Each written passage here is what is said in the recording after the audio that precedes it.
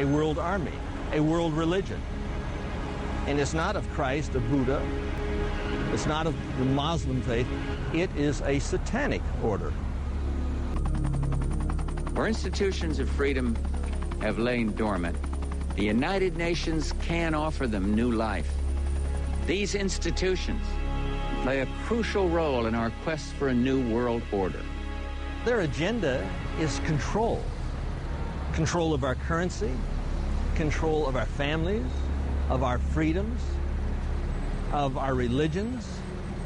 They want it all.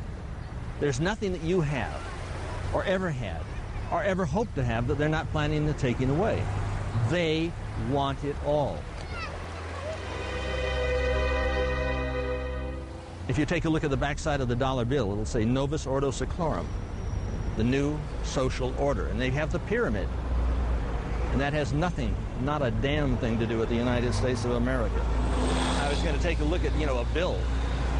And you can take a look on the backside of the bill and it'll say, here. You can hardly see it. But it's Novus Ordo Seclorum, the New World Order. It's what Hitler envisioned. It's on the backside of the United States dollar bill. The eye of the pyramid, which is also called the eye of Horus, is the eye of Lucifer.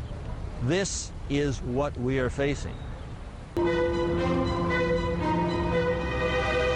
Just to give you an idea of how black is white and topsy is turvy in relation to our perception of what's going on compared with what is, in New York Harbor is a lady holding a lighted torch, a Statue of Liberty. Statue of Liberty, land of the free. That's what most Americans, 99.9% of them, believe that stands for. In fact, that was given to New York Harbor by French Freemasons who knew that it was an Illuminati symbolism of, we control the show, we're telling you, but because you don't know the secret language and we've given you another version of it, freedom, you don't know what's going on. The New World Order is housed right here at the United Nations. It is global government. Ein Volk, ein Reich, ein Führer. One world, one race, one ruler. It's what Rudolf Hess talked about when he introduced Adolf Hitler. This is Hitler's dream come true. This is a nightmare. This is the tombstone upon all sovereignty for all nations for all time. The United Nations must fall for freedom to live. Where institutions of freedom have lain dormant, the United Nations can offer them new life. These institutions play a crucial role in our quest for a new world order. An order in which no nation must surrender one iota of its own sovereignty, an order characterized by the rule of law rather than the resort to force. World War I, World War II were both created to bring about the United Nations. They're in the war business. Wars, like bridges, are engineered. This New World Order is in the war business. And to create the war, they can then say that they want peace. They couldn't, this would never have been built without the aid of World War I, without the aid of World War II.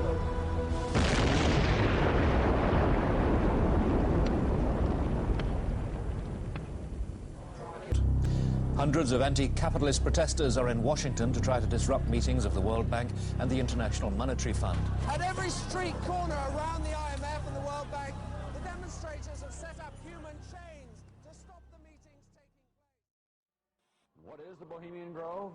Well, it's a kind of summer camp for the powerful. Among its members, political figures like Gerald Ford, President Reagan, Vice President Bush, Richard Nixon is a Bohemian. Each year, guests like Henry Kissinger or Zbigniew Brzezinski address members on their areas of expertise. For we are opposed around the world by a monolithic and ruthless conspiracy. It is a system which has conscripted vast human and material resources into the building of a tightly knit, highly efficient machine. By the military-industrial complex. Its preparations are concealed, not published. Its mistakes are buried, not headlined. Its dissenters are silenced, not praised. We can find meaning and reward by serving some higher purpose than ourselves. A shining purpose the illumination of 1,000 points of light. No expenditure is questioned, no rumor is printed, no secret is revealed. We have before us the opportunity to forge for ourselves and for future generations a new world order. The quest for the new world order is in part a challenge to keep the dangers of disorder at bay. We were interested today to hear that more than 100 law enforcement officials in Mexico are having microchips implanted in their arms. The chips allow a person to be scanned, sort of like a cereal box at the supermarket checkout. I think the most important thing is for Barack Obama. I think his task will be to develop an overall strategy for America in this period when really a new world order can be created. I think a new world order is emerging, and with it the foundations of a new and progressive era of international cooperation. But the burdens of global citizenship continue to bind us together. In this new century, Americans and Europeans alike will be required to do more, not less. Partnership and cooperation among nations is not a choice. You know, there is such a thing as insidious influence. Does it involve bribery? And does it involve some sort of psychological domination of individuals? But what does the New World Order mean for countries like ours? A new world order. No world order that elevates one nation or group of people over another will succeed. It's a phrase that I often use myself, that we needed a new world order. So it's going to be an inner ruling elite and then everyone else. And I got news for you. You're everyone else. The whole concept of New World Order is something else. It really says that the state is God. You take the roots of that organization and you find out that they created in all of the British dependencies what they call round table groups. Then around those little round table groups they created front groups. We're getting to two levels of government here. One level of government where we have checks and balances, and a higher level of COG government where the constitutional authorities are not allowed to go. The New World Order really is a tool for addressing a new world of possibilities. This is the third leg of the New World Order. Now, much has been said by the Secretary of State and others about a new world order, about a defining moment in history. I have no doubt about the potential of this moment to be defining in terms of history, but that definition can be negative as well as positive. And how negative or positive it will be will depend on what kind of new world order we really create. Can it truly be said that the United States of America, trading off better treatment to China for an abstention on a vote, cozying up to Syria with its record of support for terrorism, or making promises to other countries in exchange for a hold your coat, you go ahead and take the risks and casualties endorsement, can it truly be said that these create a new world order? Can it really be said that we're building a new world order when it's almost exclusively the United States who will be fighting in the desert? Not alone, but almost. Displaying pride and impatience and implementing what essentially amounts to a Pax Americana. Is that a new world order? Can it really be said that this is a true new world order when it lacks a true United Nations collective security effort with the full measure of international cooperation and burden sharing, which that should carry? It was founded in 1832. Its original name was the Eulogian Club. Its creator was a merchant named William Huntington Russell, owner of Russell and Company, a transport company which was rumored to smuggle opium into China during the Opium Wars. The name Skull and Bones probably comes from a curious tradition. During their meetings in the campus chapel at Yale, the society used to hang a skull and two crossed shin bones upon the door as a warning that they should not be disturbed.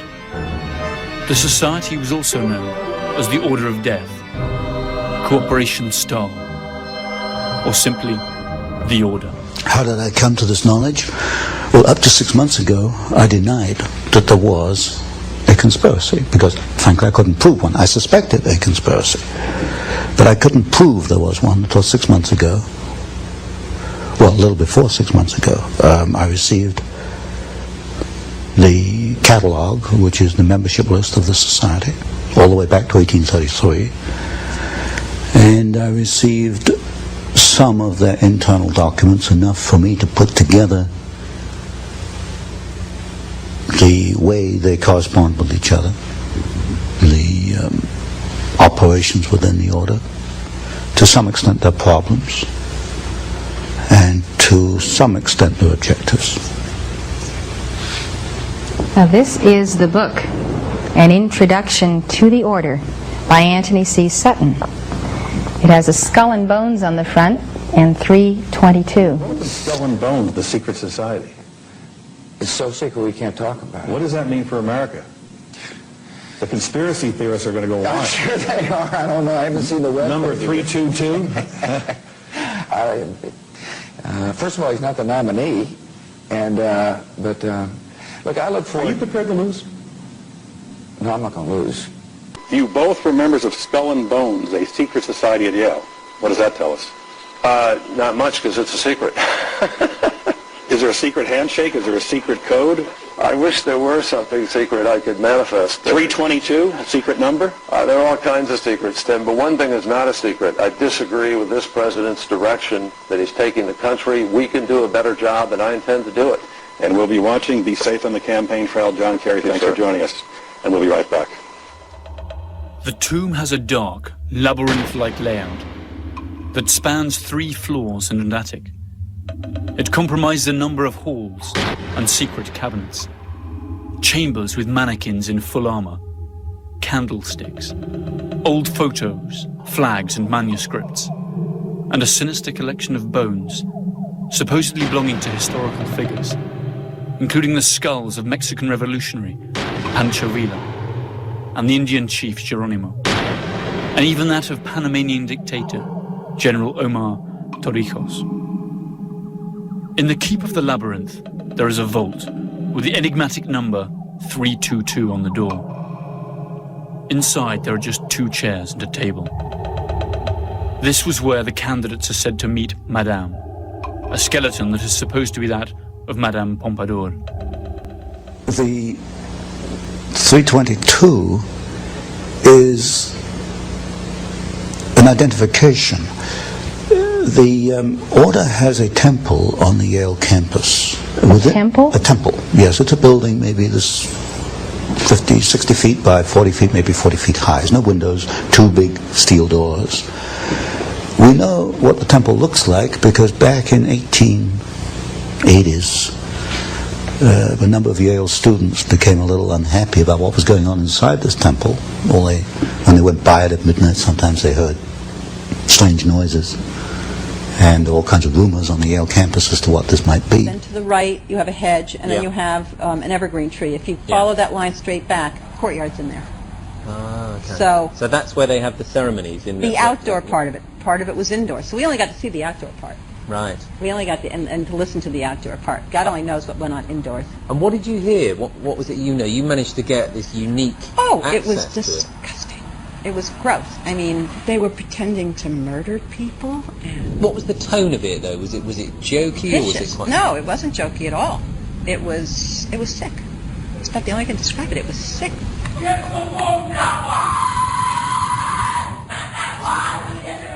What you're hearing is the first recording ever made of the Skull and Bones initiation ceremony. It has never been broadcast before.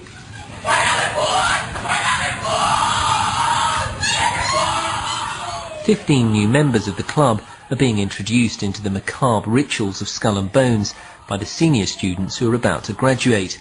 The club has what some might see as a strange fascination with death, skulls and bones. There's the chants too, difficult to hear first of all, but including the devil equals death and death equals death.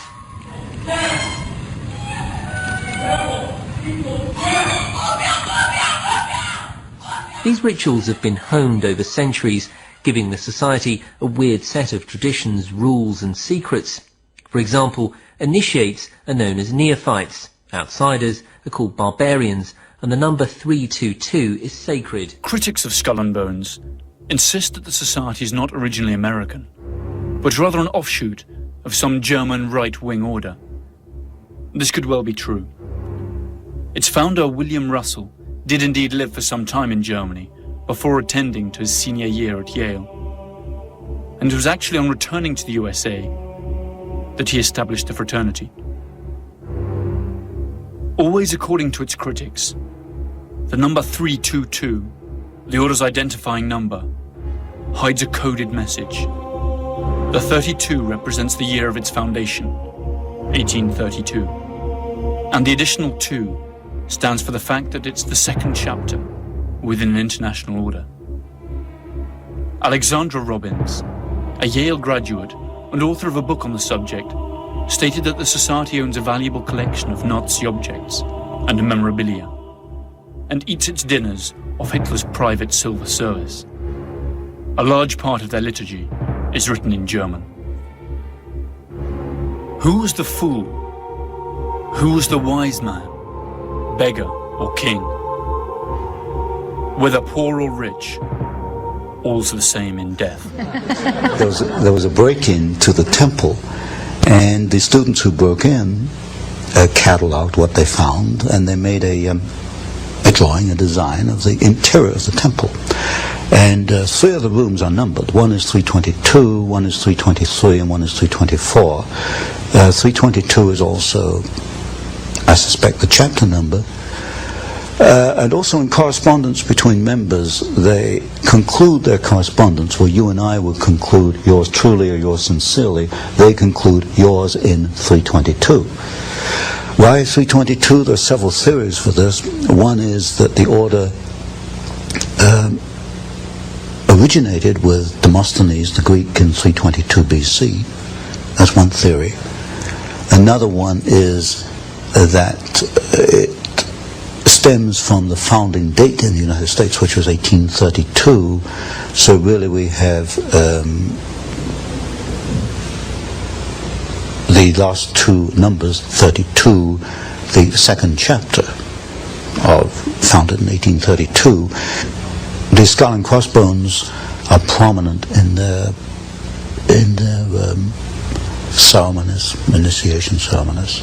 This is a symbol of death. Now, why would they take a symbol of death? Yes, from what I understand, when a new member is initiated, that would be in the senior year at Yale, he's placed within a coffin. Oh my. And now we only know this from the Yalegate papers, at least I call it Yalegate. And from the photographs we have of members inside the temple, many of these photographs are the 15 sitting around a table, and they have this skull and the crossbones sitting on the table in front of them. It is the symbol of death, and it has been called the Brotherhood of Death, and I think it probably more adequately should be called the Brotherhood of Death. So what I've had to do is look at the history, the biographies of the leading members of the order, and reconstruct their career and see if there's a common pattern in their careers. While doing that, I came across some interesting documents. Some members apparently are not too happy once they become involved with this after 10 or 20 years. One member in particular left a memorandum. He wrote it in 1932. It was buried away in his papers. I don't think anybody found it before I did. And it was a 6-page memorandum on the order, naming some of the members, and said it was the most sordid thing ever happened in the history of man. So, but to come back to my point, I have to reconstruct the objectives. What are the objectives? In the words of one member, might is right. If you have the power, you use it to achieve your objectives. What is the objective? As you look at the histories of individual members, it can only be one thing: to acquire power, to keep power, to use power for their own purposes. In 1930, Prescott Sheldon Bush, father of President George H. and grandfather of President George W., a member of the Skull and Bones class of 1917, and president of the Union Banking Corporation, engaged in a number of profitable business deals with Fritz Thyssen, the German steel tycoon who supplied Hitler's war machine. The UBC was closed by President Truman during the Second World War under the Trading with the Enemy Act. In other words, for doing business with the Nazis. Apart from Prescott Bush, several other directors of the Union Banking Corporation in New York were also 1917 bonesmen, including E. Rowland Harriman and Ellery Sedgwick James. In 1938, Bush, by then executive associate of Brown Brothers Harriman, issued a loan to Hitler's Germany to enable the latter to import American Standard Oil fuel. Skull and Bones membership certainly has its privileges. At least 3 American presidents were or are bonesmen: George W. Bush, his father George H. Bush, and William Taft. The proposition that this small club of the well-to-do pulls the strings of American power, and through it those of the whole world, by placing its associates in key power positions, is supported by substantial evidence. The elections of 2004 saw the almost impossible come true. Both the Republican candidate George W. Bush and his Democrat rival, John F. Kerry, were members of Skull and Bones. That's to say, prior to running as representatives of parties that supposedly propound opposite political visions, they had both sworn allegiance to the same mysterious principles. And what's worse, they share secrets that are not known to their own constituents. Each year, only 15 students entering their senior year at the University of Yale are admitted. The candidates must have been tapped by those senior classmen of Yale University who make up the current membership. The criterion for selection also includes the candidate's potential to increase the power and prestige of the society. 2 votes against the candidate are enough for him to be rejected. During their initiation, candidates must recount all their sexual exploits. Finally, they are expected to perform various oaths, kiss some feet, and drink blood.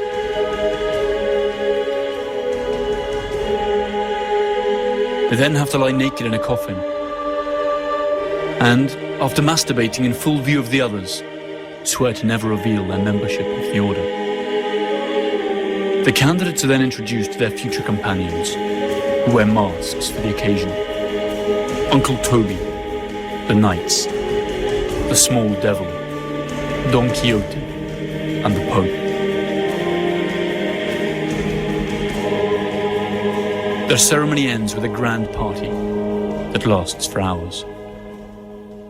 Breed, exactly. Now, Tony, what has this breed done? What are their chief accomplishments in molding domestic and foreign policy and actual events in American history since their founding at Yale? One is they have acquired enormous political and financial power. You'll find representatives of the order in politics. What have they done with this power? What has happened to America that would not have happened had they not been the order? Creation of war and revolution. Specifically, which ones? The third book in this series, which I'm bringing out, takes 2 wars and 1 revolution. Well, 2 revolutions in 1 war. World War II, the Bolshevik Revolution, and the rise of Hitler, which I call a revolution in Germany. We can find the order behind the Russian Revolution, the Bolshevik Revolution. We can find behind the rise of Hitler. We can find in the maintenance of both of these systems, the transfer of technology to both. Since you've already proven that Wall Street is behind the Bolshevik Revolution and the rise of Hitler, now you're proving that the order is behind Wall Street. Exactly. Now, who's the key figure in the order or figures that mold Wall Street? In order of dominance, Averell Harriman, partner in Brown Brothers Harriman. Stanley of Morgan Stanley. It used to be J.P. Morgan, then it became Morgan Stanley. Those 2 are the key. Now, what did the order want to accomplish in the Bolshevik Revolution? You create opposing forces which you place in conflict. Out of conflict, you've got profit,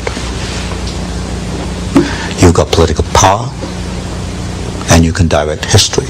And if you look at the writings, for example, of the Trilateral Commission, they talk openly in the Trilateral Commission about managing conflict, not solving conflicts, but managing conflicts. Conflict management, that's the cry. So they got the profit, the power, and the management. Where do they want to steer history through the Bolshevik Revolution? They wanted to set up, and they did, two opposing forces. Out of that came World War II. There were logical steps in the process. They used the same bank, Guaranteed Trust Company, as the conduit for the financing of Hitler, and also as a conduit for financing, and also the early days of the Russian Revolution. In fact, in Russia, Soviet Russia in 1923, a vice president of Guaranteed Trust Company was the foreign director of the Roscom Bank, which was the first Soviet overseas bank that was set up. They were that close in those days. You'll get a very close relationship between the early Hitler days and members of the order, which is in the third book. By the end of the 1980s, the scandal concerning the Bank of Commerce and Credit International was making the headlines. The BCCI was accused of laundering drug money and financing terrorist operations. The scandal tarnished the reputation of the US government, since the bank operated freely in America and was a regular contributor to political campaigns. The administration of Bonesman George H. Bush blocked the investigation, which had in any case been entrusted to a Senate commission chaired by Bonesman John Kerry. The BCCI was absorbed by more respectable banks, and the subject was never revived. The government of the world's only superpower is packed with bonesmen. George W. Bush named 11 bonesman officials in his first government. Add to this various senators, congressmen, and chief justices, directors of the CIA, the Federal Reserve, and directors of banks such as J.P. Morgan Chase and Morgan Stanley Dean Witter. The American media is little different. Among others, Time and Newsweek magazines, in theory competitors, were both founded by bonesmen. The oldest and most influential families also belong to this select club. Bush, Bundy, Harriman, Lord, Phelps, Rockefeller, Taft, Whitney. All of them have undergone the odd ritual of initiation. All have spilled their darkest secrets. All have been ritually humiliated in front of their peers. And all of them owe loyalty to the order. It is estimated that there are some 800 bonesmen alive today, around half of them active and in key positions in the American economy and political establishment. Of America happen to be their own best interests as well. I have never seen anything in their literature which leads me to believe that they have our individual rights in their hearts. What I do see in the literature and in the documents is a ruthless drive to acquire power for themselves.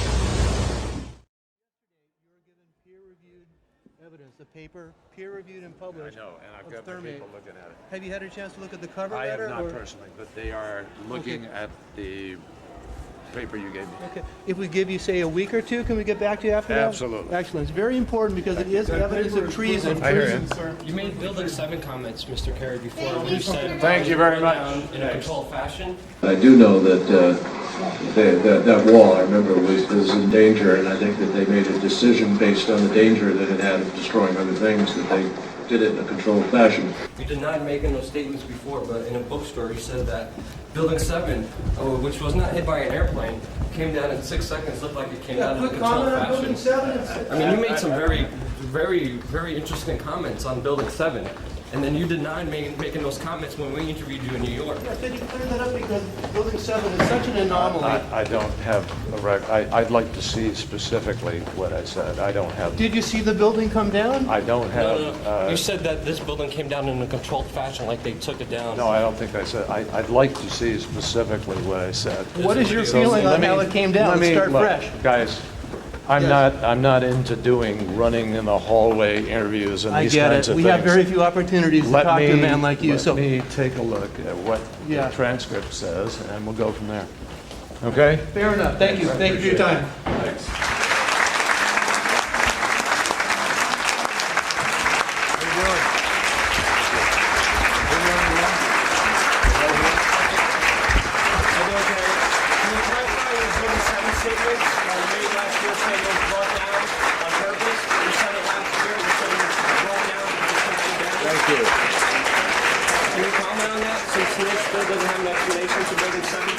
Thank you very much. Thank you. All right, you got it? Go ahead, right here. So can you comment on your Building 7 comment, saying that it was brought down? And then this still doesn't have an explanation of Building 7. There's a lot of non-living heroes who have testimony. I don't have any idea what you're talking about. Building 7, sir?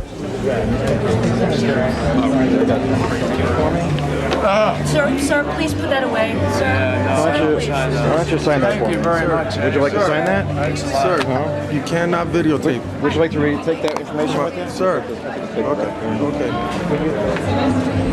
So, Mr. Kerry, can you clarify your statements on Building 7?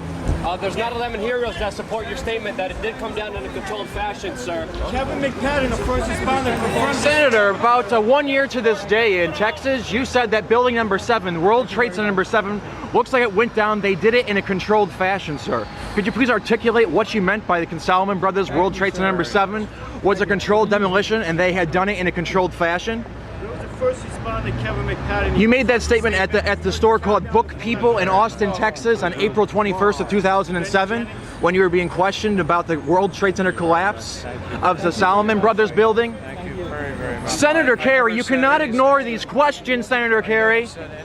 Senator, yes, you did it. It's on YouTube, Senator. They made a decision based on the danger that it had of destroying other things, that they did it in a controlled fashion. You are on file with testimony, Senator.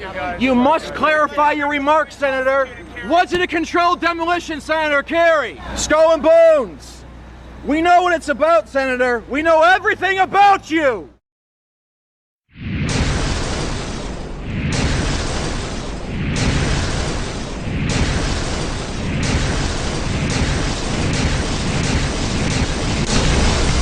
As if a demolition team set off when you see the old demolitions of these old buildings. It looks like one of those scenes of an old building being purposely encourage people to go and do the same thing and go to their police, tell them about today, give them the evidence. West Sussex Police have said they're investigating it, which they're obliged to do because the BBC had prior knowledge of a terrorist event, which under, I think it's Section 38 of the Terrorism Act, they should have reported, which they didn't. And they've since given us this impossible flannel about World Trade Center 7 collapsing due to an office fire, which even in the NIST report says fell at free fall speed for 8 floors in 2.5 seconds. Now that is absolutely impossible without a controlled demolition being involved. Absolutely impossible. There's no arguments around it. Don't let anyone else tell you otherwise because they're saying Isaac Newton is wrong.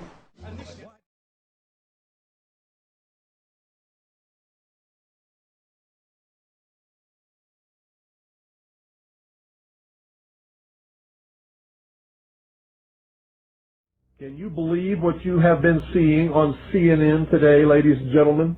Can you believe it? Supposedly, a CNN reporter found Osama bin Laden, took a television camera crew with him, went into Osama bin Laden's hideout, interviewed him and his top leadership, his top lieutenants and colonels and generals in their hideout. This is a CNN reporter with a camera crew. And he came out and told everybody, within 3 weeks, Osama bin Laden is going to attack the United States and Israel. Now, don't you think that's kind of strange, folks? You see, because the largest intelligence apparatus in the world, with the biggest budget in the history of the world, has been looking for Osama bin Laden for years and years and years, and can't find him. A reporter from CNN and his little camera crew got in to Osama bin Laden's secret hideout and conducted an interview. If you don't believe me, tune into CNN. They're probably running it right now as I'm speaking. And if you believe it, you are one of the stupidest jerks that ever lived on the face of this earth. And whatever is going to happen that they're going to blame on Osama bin Laden, don't you even believe it. When in hell are all you people going to wake up? So if 9/11 was really an inside job, then who are the people inside that did it? Well, we can start by looking at some of the people inside the buildings that were targeted and destroyed on 9/11. In the impact zone of the North Tower was a company called Marsh & McLennan, which at the time was the world's largest insurance brokerage company. One of Marsh's executives was a guy named L. Paul Bremer, who was also the chairman of the Congressional National Commission on Terrorism from 1999 to 2000, and the U.S. Ambassador at Large for Counterterrorism from 1986 to 1989. Instead of going to work on the day of 9/11 and dying inside the towers with hundreds of his employees, Bremer decided to go on MSNBC and tell the world that Osama bin Laden was behind the attacks and possibly Iraq and Iran, and then he demanded the most severe military response we can come up with. L. Paul Bremer was called away from Marsh in 2003 to become the Iraq occupation governor, a role he has been widely criticized for. So Bremer not only worked inside the buildings, but had offices directly in the impact zone of the South Tower where Flight 175 would hit. He missed work on 9/11 to give us the official story on national television, and went on to be the Iraq occupation governor. You really can't get more connected to 9/11 than that. Oh wait, you can, sorry. I forgot to mention that Bremer was also the former manager for Kissinger Associates. He was a member of the board for Akzo Nobel, the parent of International Paint Company, which produced a fireproofing application for skyscrapers called Interchar. Bremer was also on the International Advisory Board for the Japanese mining and machinery company Komatsu, which at the time had been involved in a joint venture agreement with Dresser Industries, the oil services intelligence front where Prescott Bush Sr. and George H.W. Bush got their start with Neil Mallon. Anyway, the Komatsu Dresser mining division operated from 1988 to 1997, and in July 1996 it patented a nanothermite demolition device that could, quote, demolish a concrete structure at high efficiency while preventing a secondary problem due to noise, flying chips and dust, and the like. As many of you know, residues of thermite, a highly energetic chemical mixture, have been confirmed in samples of World Trade Center dust, and the use of thermite at the World Trade Center was also revealed by environmental data. See the description for more links and sources. But wait a minute. It would have taken tons of this stuff. How could they get it inside the buildings and put it into place without anyone finding out? This would have taken hundreds of people. Someone would have talked by now. It just doesn't make any sense. Well, who ran security for these buildings? Marvin Bush's company Securicom Stratesec did, up until 1998 when that role was handed off to Kroll Associates. Yet Stratesec still retained security contracts that didn't expire until the day of 9/11. Both these companies have a suspicious cast of characters working for them. Bush's cousin, Wirt Dexter Walker III, was the CEO of Stratesec with a long history as a manager for CIA front companies, such as Glor Forgan.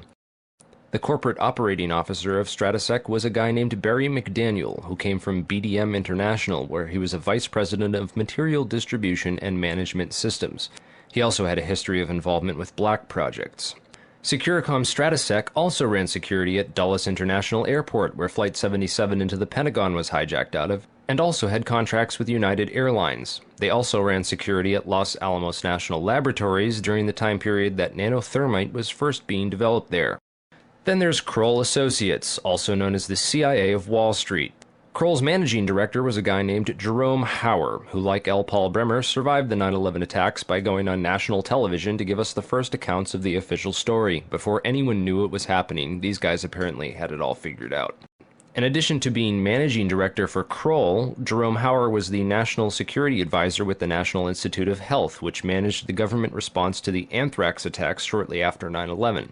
On the day of 9/11, Hauer advised the White House to start taking Cipro, an antibiotic effective against anthrax, and then strangely a week later, 2 senators and several people in the media who had been calling for an investigation into the 9/11 attacks were mailed anthrax and told to shut up. apparently by members of Al-Qaeda, who later turned out to be a bioweapons researcher at U.S. AMRID in Fort Detrick, Maryland, named Stephen Hatfill, who had worked with Jerome Hauer for a company called SAIC. Scientific Applications International Corporation, a defense contractor with expertise in thermite-related technologies, played a large part in the NIST World Trade Center investigation. A few other names and companies inside the Twin Towers also worthy of further investigation include Craig Stapleton, who is married to Bush's cousin Dorothy Walker Bush. Stapleton was the president of Marsh Real Estate Advisors from 1982 to 2001. He was a member of the board of directors for Cendant, that was charged with massive accounting fraud in 1998, and went on to join Winston Partners, a privately owned investment firm founded in 1993 and led by George W. Bush's brother Marvin. Other very powerful and well-connected people worked in senior management at Marsh. These included Stephen Friedman, a senior principal at Marsh Capital and former partner at Goldman Sachs, who later became George W. Bush's top economic advisor. Friedman was also a member of the Brookings Institution, the Bilderberg Group, the Foreign Intelligence Advisory Board, and the board at In-Q-Tel, the investment firm founded by the CIA in 1998. In-Q-Tel invests in state-of-the-art technologies related to defense and intelligence work, including nano and chemical technologies, according to its website. In another interesting coincidence, Friedman belonged through Cornell University to a secret society called Quill and Dagger, the membership of which includes Paul Wolfowitz, Sandy Berger, and Stephen Hadley. Wolfowitz, the neocon Deputy Secretary of Defense in the Bush administration, was the author in 1992 of the Wolfowitz Doctrine of preemptive warfare.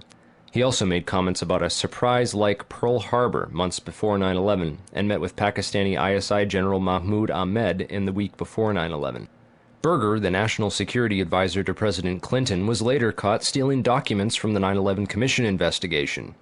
Berger was also the boss of White House counterterrorism czar Richard Clarke, and together with Hadley, who was Condoleezza Rice's deputy, was responsible for delaying or obstructing Clarke's plans to stop al-Qaeda in January of 2001. Jeffrey Greenberg resigned from Marsh & McLennan after being accused of serious financial crimes. The first plane of 9/11 flew directly into his company's secure computer room in the North Tower. Jeffrey Greenberg is a member of the Brookings Institution and the Trilateral Commission. Jeffrey Greenberg rose quickly through management at Marsh, having come there directly from AIG in 1995, and then becoming CEO just 4 years later. At Brookings, Greenberg hobnobbed with Lee Hamilton, co-chair of the 9/11 Commission. There's also Jim Pierce, another Bush cousin, who was managing director of Aon Corporation, who, according to the NIST report, modified unknown sections of Floor 83 in the South Tower in 1997. Jim Pierce had arranged a meeting on the 105th floor of the South Tower for that morning.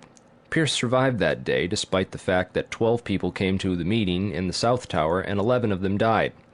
The location of the meeting had been changed the night before to the Millennium Hotel, where Pierce watched the South Tower as it was hit by the aircraft. Apparently, the meeting attendees were not all notified of the change in location.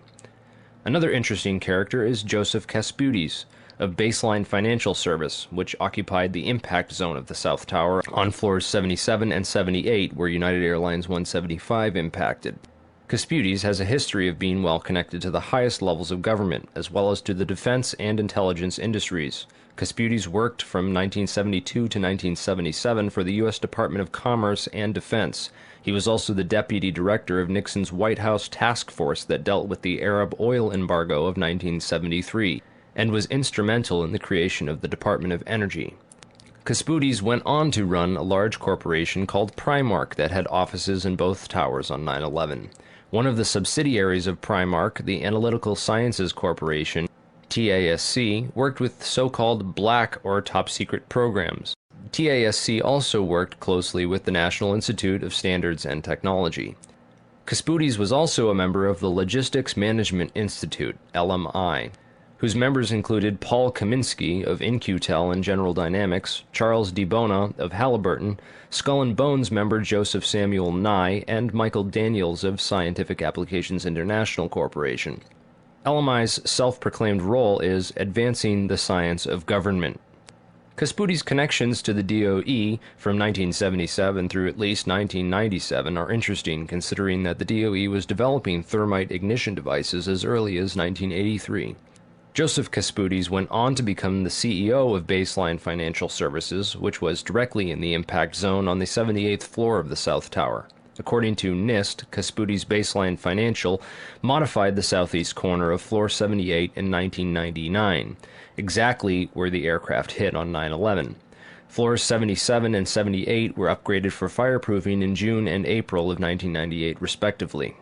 Another company of interest on Floor 91, just above the impact zone for the South Tower, was Washington Group International. This company was known primarily as a construction and mining firm, and it had just acquired Raytheon Engineers in July of 2000. In 1996, Washington took over Morrison Knudsen, an engineering and construction firm that had a history of working on large-scale projects around the world, including in China, Iran, Afghanistan, and Saudi Arabia. The Army Corps of Engineers hired Morrison Knudsen to demolish over 200 buildings in 1995. One of the DOE facilities for which Washington was responsible well before 9/11 was the Savannah River site near Aiken, South Carolina.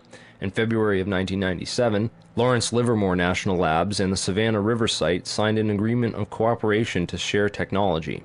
Savannah went on to add developing sol gel technology for fuels and other applications to its portfolio. Sol gel technology is utilized by Lawrence Livermore National Laboratories for making nanothermites. In another coincidence, Savannah River Technology staff participated in the search and rescue operations at Ground Zero by providing unique tools. Just before 9/11, Washington was going through a tough time financially and sought Chapter 11 bankruptcy protection. Securities and Exchange Commission documents show that Washington made court-ordered pre-petition payments as part of these proceedings to a number of companies, including Komatsu. Washington also made payments to Greenhorn and Omara, whose employee, Teresa McAllister, was a lead author of the FEMA and NIST reports on the World Trade Center disaster, and to Sumitomo Bank, which was closely allied with Komatsu. Building 7 was a 47-story federal office building in the World Trade Center site, which collapsed at 5:20 p.m. on the afternoon of 9/11. This building was home to the CIA, in fact the largest CIA headquarters outside of Langley, Virginia. It also housed offices for the Secret Service and the Securities and Exchange Commission. One of the most interesting tenants, however, was then Mayor Giuliani's Office of Emergency Management and its Emergency Command Center on the 23rd floor. This floor received $15 million worth of renovations, including independent and secure air and water supplies, and bullet and bomb-resistant windows designed to withstand 200-mile-per-hour winds. Mayor Giuliani was a former U.S. prosecutor for the South District of New York from 1983 to 1989, who was in charge of investigating the terrorist financing Bank of Credit and Commerce International. After he left his job as a prosecutor to start a political career, he worked for a law firm called White & Case that actually represented BCCI. So he went from prosecuting the BCCI to working for a law firm which defended the BCCI. This was likely his foot in the door of this underground corporate criminal network. Giuliani would later help to destroy all the crime scene evidence from Ground Zero. Giuliani's sidekick on 9/11 was Police Commissioner Bernard Kerik, who appeared to be coaching some of Rudy's actions that day, keeping him away from the media and even answering questions for him about explosives in the buildings. In fact, Bernard Kerik gave us the first official government pronouncement that no explosives were involved in the destruction of the World Trade Center buildings. Kerik's department was also the same one that found that pristine, completely undamaged hijacker's passport, which survived a plane impact, and Fireball, which destroyed 2 titanium black boxes and 3 towers.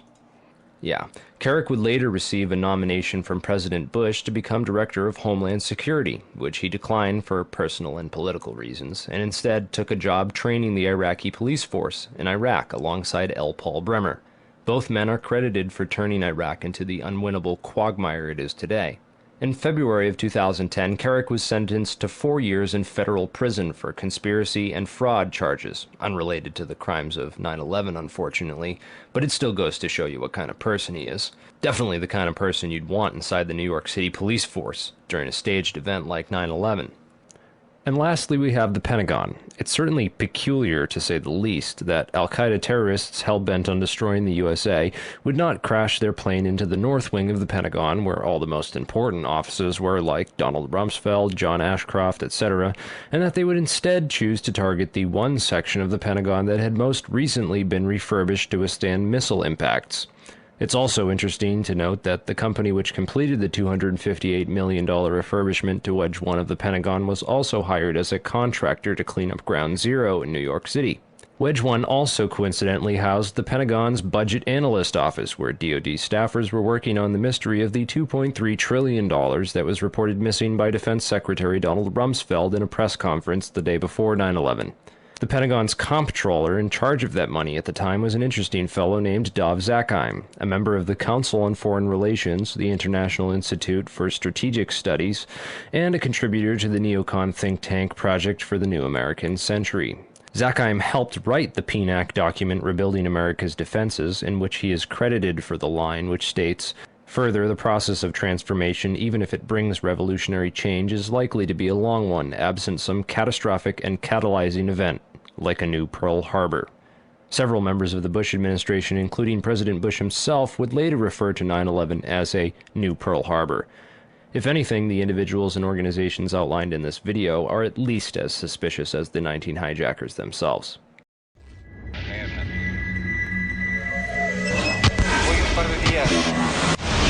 I don't think anybody could have predicted that they would try to use an airplane as a missile, a hijacked airplane as a missile. Nobody in our government, at least, and I don't think the prior government that could envision flying airplanes into buildings. No specific threat involving really a domestic operation or involving what happened, obviously, the city's airliner and so forth. There were no warning signs that I'm aware of. USA Today reports that in the 2 years before the attacks on September the 11th, NORAD conducted exercises using hijacked airliners as weapons. And one target was the World Trade Center.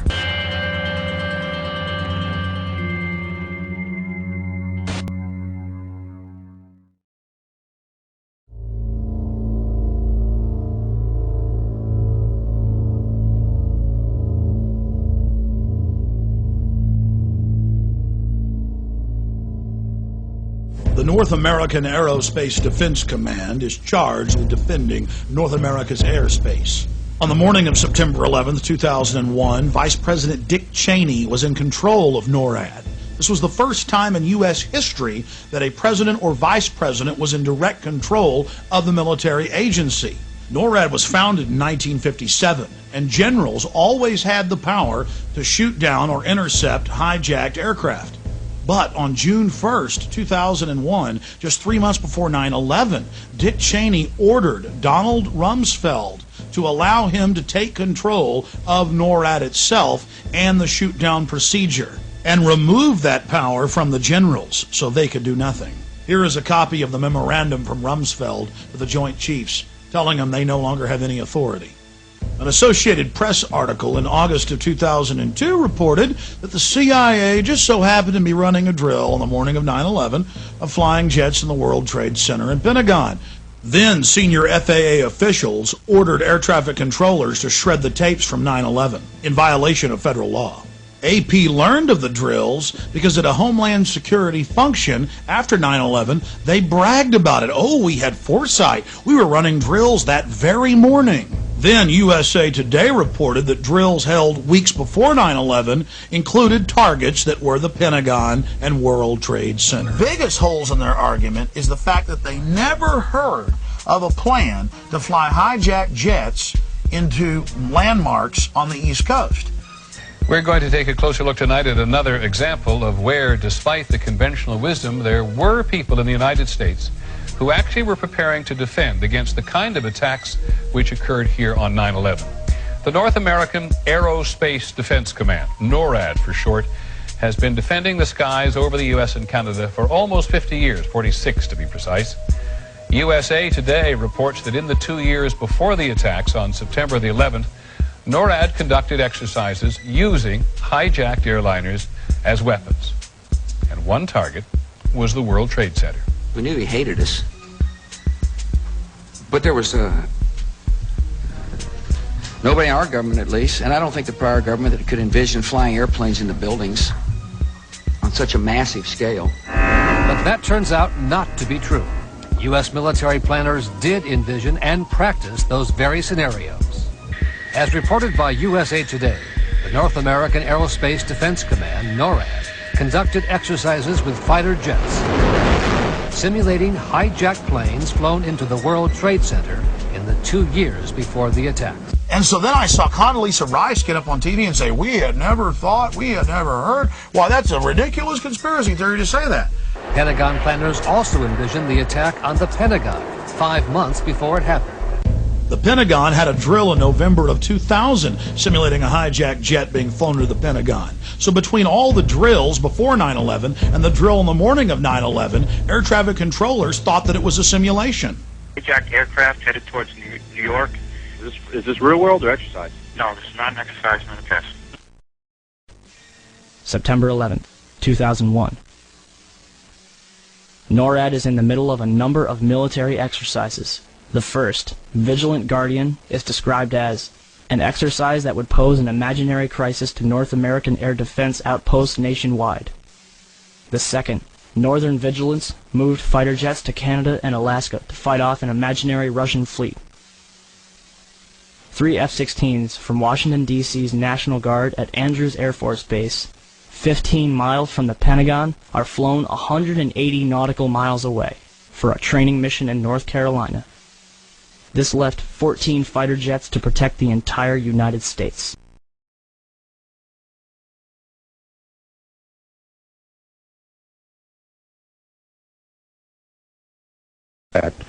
I wanted to focus just a moment on the Presidential Emergency Operating Center. You were there for a good part of the day. I think you were there with the Vice President. And we had that order given, I think it was by the President, that authorized the shooting down of commercial aircraft that were suspected to be controlled by terrorists. Were you there when that order was given?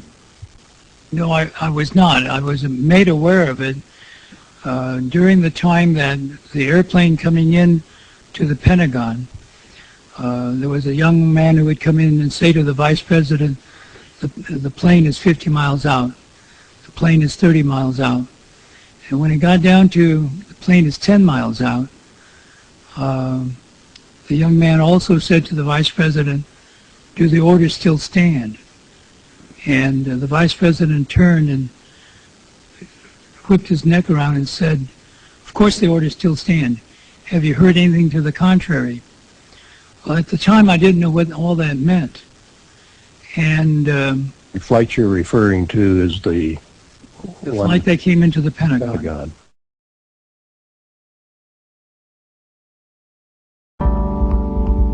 The fact that they were holding war games on the day that mimicked the actual attack scenario in every aspect, and then that afterwards they claimed we couldn't have imagined that such a thing would happen, although it was exactly the scenario that we were rehearsing. Hijackings, crashes into buildings, an emergency in New York City, all this was being rehearsed on the day as part of a plan. So when they say we couldn't have imagined it, they're lying.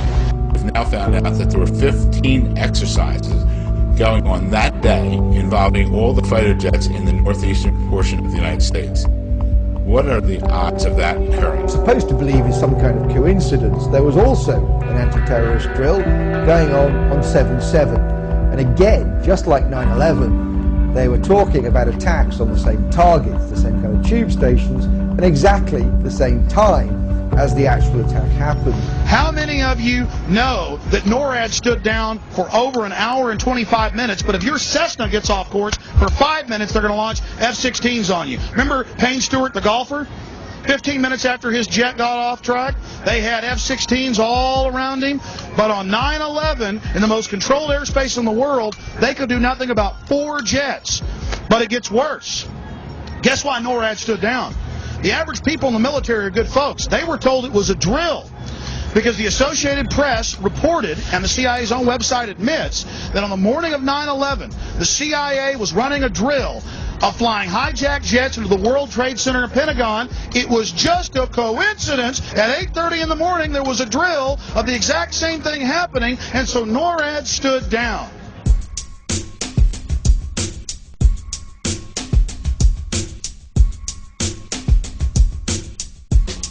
My thesis is Abel Danger are the terrorist controllers.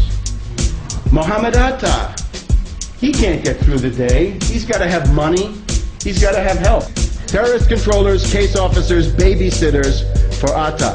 The main consumer of Able Danger intelligence is Major General Jeffrey Lambert, Special Forces. And he tells them, he says, look, they have a chart with all these Al-Qaeda characters, including Atta, before the fact. And he gets these yellow Post-it notes, and he puts one on Atta's face, saying, that reminds you, you can't share information about him. So they knew exactly who these people were, of course, because they were telling them what to do. Every year there's a drill called Able Warrior, and the theme is only one thing, anti-terrorism. Now if you look at the way that they do this, they have drills in binary pairs. One side pretends to be the defenders, and the other side pretends to be the attackers, okay? So if Able Warrior are the defenders, anti-terrorism, what's Able Danger? Able Danger is a troop of attackers to be used to simulate attacks during anti-terror drills. In other words, those double agents are there as actors, if you like, in normal drills, but then at a certain point, wham, the drill goes live and something happens.